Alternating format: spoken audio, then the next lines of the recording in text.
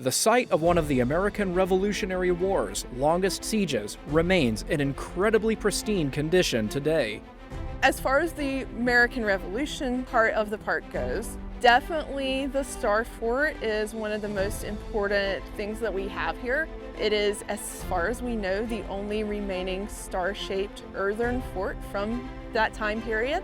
And then as far as we know, Kosciuszko's tunnel is the only military tunnel from the American Revolution that I believe we ever know of actually being constructed, let alone actually still existing.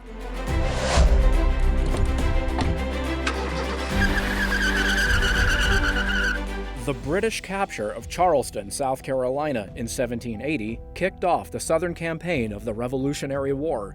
However, the Palmetto State saw some action before the war officially started. In the northwest area of South Carolina, 96 was the site of not one, but two battles. One in November 1775, and then the Siege of 96, taking place between May and June 1781. Visitors to the 96 National Historic Site can observe some rather hard-to-miss features.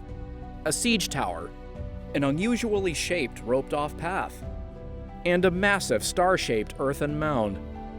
These remnants not only serve as testaments to the valor of the Patriots and Loyalists who fought here, but also to a battle of wits between military engineers.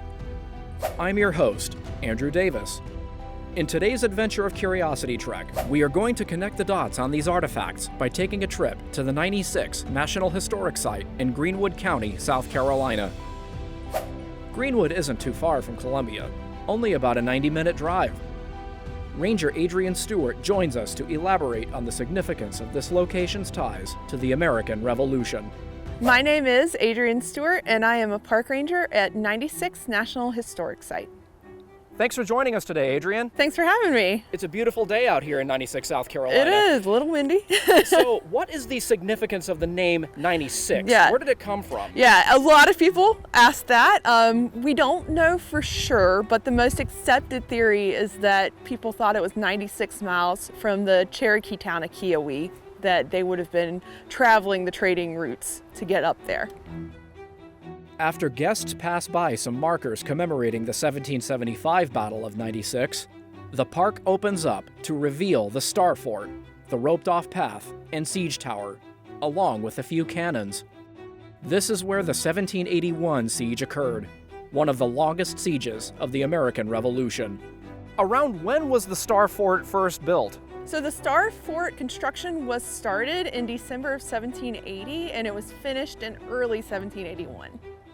It was designed by Colonel Henry Haldane, who was an aide to Cornwallis. It was built, however, by local enslaved African Americans.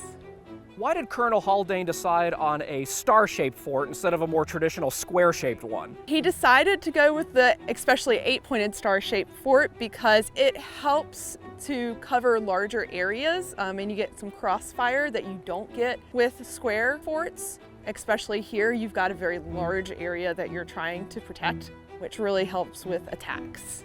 The fort was built primarily to protect the town of 96, as well as the water source, which was Spring Branch. And then you also had the Island Ford Road, which is running just behind us. And that is the road that a lot of troops would have taken, so it provided protection on that road and kept the enemy from approaching. So it was only involved in one, what we call a siege. So it's multiple days, about 28 days, but it is only one siege and then the final attack on June 18th. In the Fort of 96, on the Loyalist side, you have Lieutenant Colonel John Harris Kruger from New York. And then on the Patriot side, you have General Nathanael Greene from Rhode Island. All total, on the Loyalist side, you're looking at around 500. And then on General Greene's Patriot side, when he first gets here, you're looking around 1,000. And then there's another about 500 that join in when Andrew Pickens and Light Horse Harry Lee come up from Augusta. What factors led to General Nathanael Greene failing to take the fort in the 1781 siege? One of the largest factors is probably just lack of time. He's really close to actually having a successful siege, but he just runs out of time. Part of what plays into that is Marion and Sumter and their militias fail to slow down the reinforcements that are coming up from Charleston. So because of that, Greene is forced to move quicker. Also, when he first started the siege, he didn't cut off the water supply because he assumed that there was a well in the fort when in fact they were getting water from the spring branch. So if he'd cut off that spring branch supply sooner, especially being May and June when it's hot in South Carolina, they may have had to give up the fort much quicker. And then also there's a lack of men.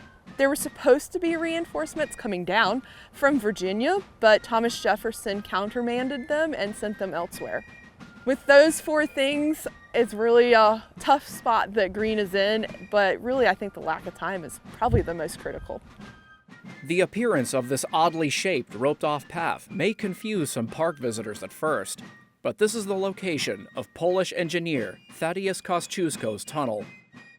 Kosciuszko, General Nathanael Greene's engineer, devised a plan to blow up the Star Fort from underground.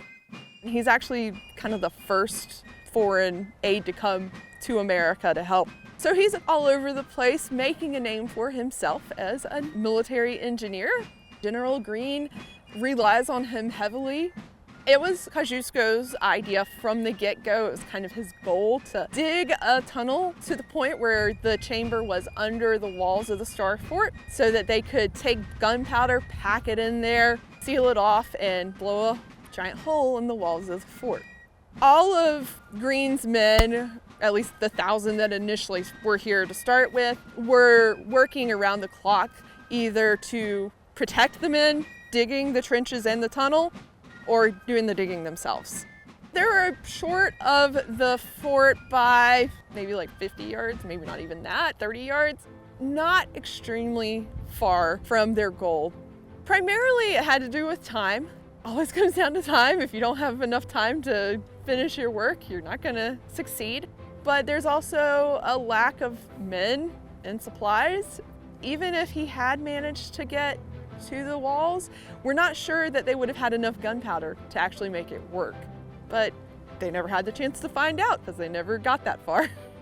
When park guests view 96 National Historic Sites, monuments, and artifacts, Ranger Stewart encourages visitors to take to heart the bravery of the men on both sides who fought and died here. As far as the American Revolution part of the park goes, definitely the Star Fort is one of the most important things that we have here.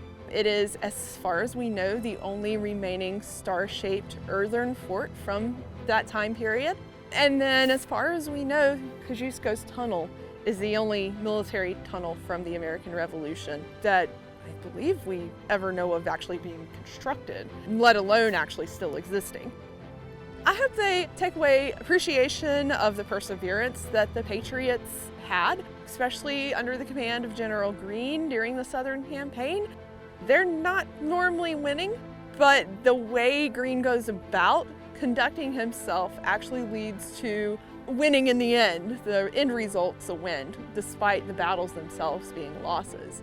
On the Loyalist side, it's kind of the same thing. They persevere, they're surrounded by the enemy, yet they refuse to give up and hold out, and they are successful at waiting out the siege. So definitely perseverance on both sides.